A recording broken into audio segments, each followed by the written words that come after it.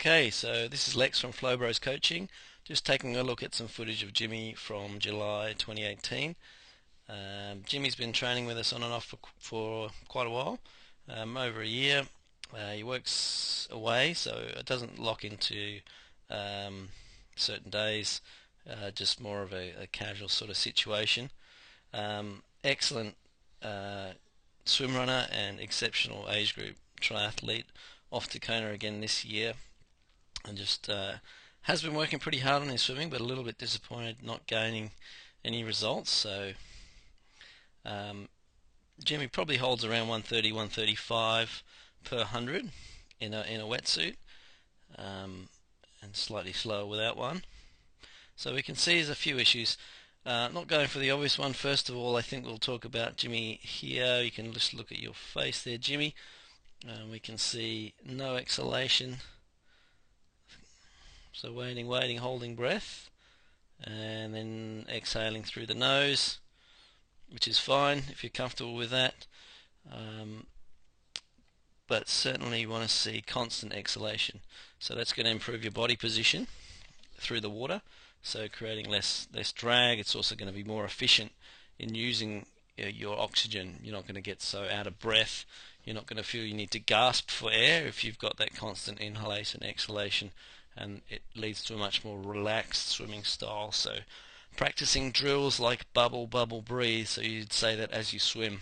So bubble, bubble, breathe would be on the stroke. Bubble, bubble, breathe. So just making sure you're getting that constant exhalation. The other drills would be breathing every 3, breathing every 5, and breathing every 7. So that's not a hold in between there, but an exhalation. So constant exhalation between the strokes and then stretching that out. Also alternating sides is quite good as well. So breathing 2 and 4 on the left and 2 and 4 and 6 or something like that on the right. Just ensuring that you're working on that exhalation. The next thing we can might as well jump to is the hands are coming in thumb entry. So not necessarily a speed situation, but that can lead and is a major cause of impingement through the shoulders and shoulder injury. So trying to reach out forward with the front of the hand, the back of the hand reaching forward and coming down through fingertip first, rather than slicing across and chopping down on the water, just to avoid injury through there. And then thirdly is the main one we want you to work on.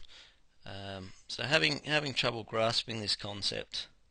So what we want to try and do here is reach. So we enter in, wrist below elbow, elbow below shoulder, engage the fingers, push down on the water,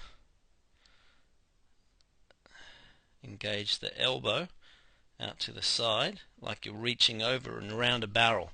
So there's a barrel in front of you and you're trying to reach your arm over the top of it. So you want an angle between 100 and 120, something like that anyway, would be perfect. So we're not getting that bend there, Jimmy. So just some sort of engagement there, and that just allows you to get into a stronger body position. It allows you to use the lats in the back rather than the front of the deltoids and the rear deltoids and the pecs, pulling that through. So it's very symmetrical. So we can see here again somewhere around there. You want to try and keep the hand coming down a midline. So I always say to the guys, try and pull from your shoulder to your hip, so in one clean pull through. So you can see that hand is, particularly on that left side, goes way wide and pushes back. So because Jimmy's quite a powerful guy, he's able to sort of cope with that, I think, but certainly is holding him back in terms of speed. Once you can learn to develop that elbow, that higher elbow under the water, I think you'll be on your way to some good speed gains there, Jimmy. And let's take a look at that again in a couple of months.